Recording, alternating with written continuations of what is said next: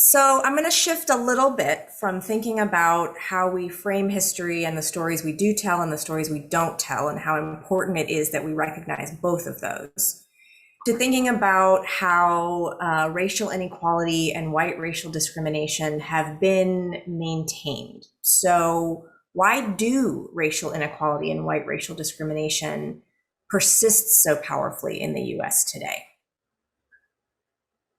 Well, there are two or three reasons, I guess. Certainly one major reason is that after we passed three of the best civil rights laws on the planet, 1963 banning discrimination in employment, education, and other areas, 1965, actually 1963-4 is the first Civil Rights Act. 1965, banning discrimination in voting, which our Supreme Court has gone backwards on in the last 10 or 15 years. And then the third Civil Rights Act in 1968, banning discrimination in housing, went into effect in 1969 and was extended a year or two later to cover more housing. If we had aggressively enforced those civil rights laws, employment, education, public accommodations, politics, voting, housing, since the 1960s, we would be a very substantially racially integrated, much more democratic country today. So, to your question, what happened? Well, Richard Nixon happened. In 1968, Richard Nixon was elected and gradually started undoing the civil rights revolution. He created a very famous political strategy called the Southern Strategy, which moved white Democratic voters, like my whole family, into the Republican Party over the 70s and 80s. It was never a Southern strategy. It was always a white Southern strategy. But there's a lot of black voters in the South who didn't move. And the fact that they were coming into the Democratic Party under 1965 Civil Rights Act is why a lot of those whites, with their white racial framing of black people, started moving out of desegregated schools into private and charter schools. That whole movement, privatization of public welfare in the broad sense, public schools, many other public facilities are moved over into the private sector with the cooperation of northern capitalists and other capitalists who love to pick up and then charge us for schooling on top of taxes that should be creating excellent public schools for every kid in America. That created the white middle class, in fact. Heavy public education created a white middle class from about the 1930s until it started closing down in the 1970s. And you get defunding of colleges and universities starting in the 80s and 90s and presently. People forget how cheap college was, even private universities. If you go back even to the 1990s, you get things like Berkeley in the 1990s was what, $5,000 a year? Yeah. And now it's like $45,000. That's way faster than inflation. I went to Baylor University for $1,200 a year. Everything, housing, tuition, food, in the 1960s. So part of this is the defunding of public education is a major example. Why? Because kids of color are now applying in large numbers in the 70s, 80s, 90s. You get white parents, especially older ones. Why should I be funding these kids, right? If we were funding these kids, we would have a truly multiracial democracy.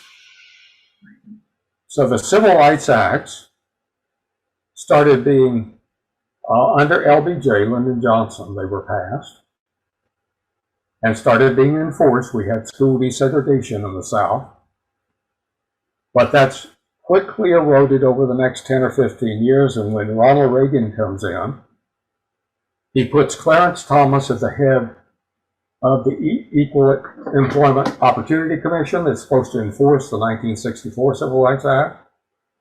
And Clarence Thomas, being a right-wing Republican, even though he's black, he's backing off on enforcing that civil rights law aggressively. And many whites did the same thing throughout the Reagan and then subsequent decades. The civil rights laws have been weakly enforced, Right. is the first answer. Yeah. The other answer is we're back to the intergenerational transmission of wealth. That wealth that we whites generated in earlier generations, and because we didn't face racial oppression, we could pass to the next, to the next, to the next. We then laundered it, so to speak, with mythology. We did all this on our own. It was only our own effort, hard work. Mm-hmm. Now, of course, whites have worked hard, but so have the black generations that parallel our generation. They worked hard, but as slaves and Jim Crow workers, had nothing much to pass to the next generation. Right. One of my former graduate students, now a professor at Skidmore College, Jenny Mueller, actually had white college students and college students of color do research on their families. How much in the way of money, resources, business, and homes has been passed along the generations of white families versus black families and other families of color. And over 3 or 4 generations, her students recently, this is, 10 years ago, found that the white students reported 6 times as many transfers over time of money, houses, resources as the families of color. That's 6 times. And even worse, they reported 5 times as many opportunities to access government affirmative action programs Mm-hmm. to increase family wealth over that same period. Now, what do I mean by that? Well, the U.S. government took over huge amounts of land, something like 240 million acres of prime farmland. And under the Homestead Acts, which began under Mr. Lincoln in the 1860s, started giving away something like 160 acres, 320 acres of good farmland, almost entirely to white families, immigrants from Scandinavia, Germany, Ireland.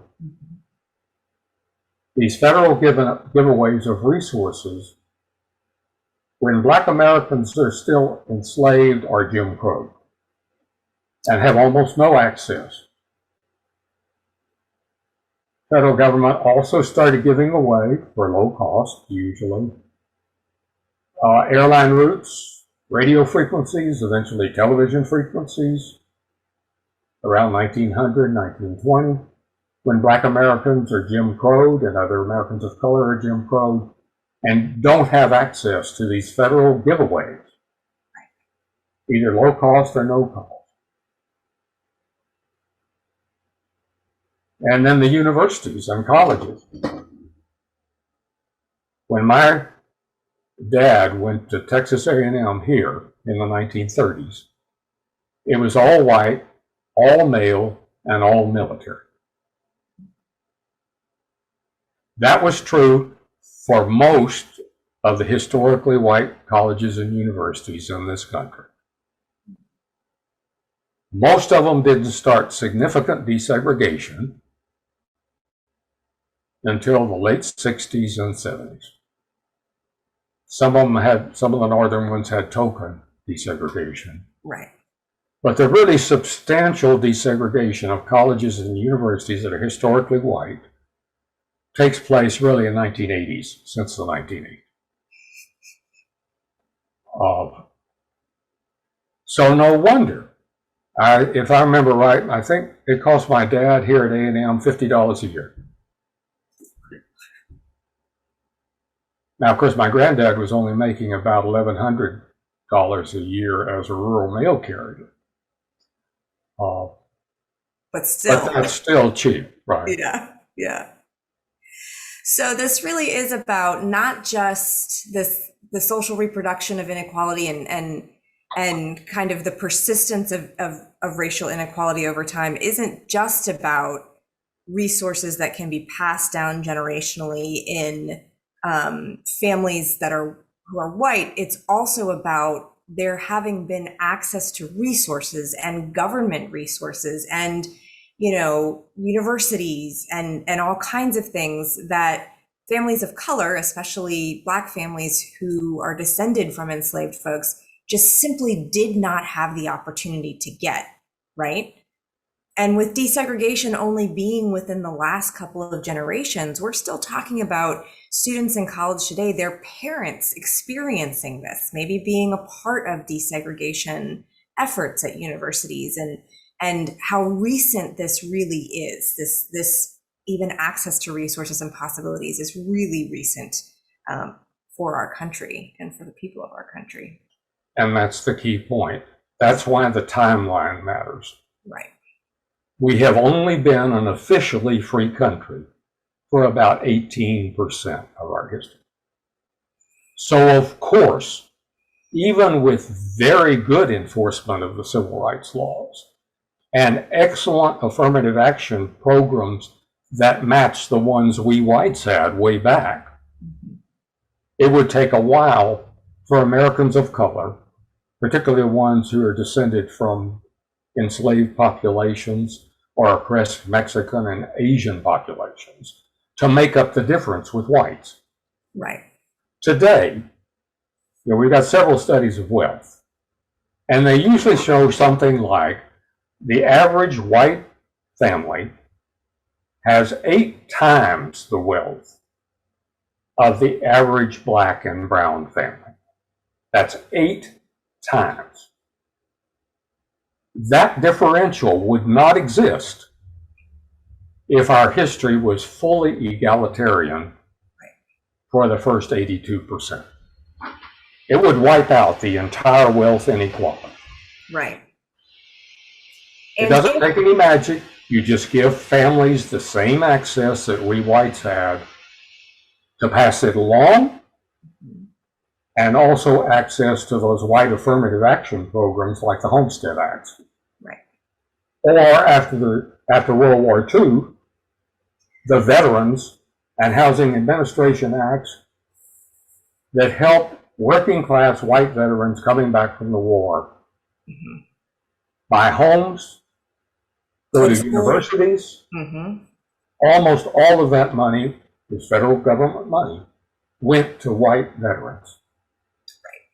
That also included my dad, who was a second lieutenant. So when affirmative action was white is actually the title of a book by the political scientist Ira Katznelson. And he documents these post-war programs, really created the white middle class. If you go back to the 1930s, my granddad's working class rural mail carrier, most of the white population, white families, are working class. World War II and then the post-war programs up until the 1960s really created much of the white middle class. And part of the real tragedy of that is the number of Black soldiers who fought during World War II and then came home and weren't really given access to the GI Bill and any of those same types of opportunities. Yeah. And worse. And worse. Yeah. That, what? I don't know what the actual, they were lynched. The veterans who came home and spoke up for themselves in Southern communities were sometimes lynched or assaulted. The substantial numbers, and Mexican Americans too. Lynching didn't end in this country really until what, 60? Right. And we only just passed an anti-lynching act in the U.S. Like just now, like a couple weeks ago, right? I mean, yeah.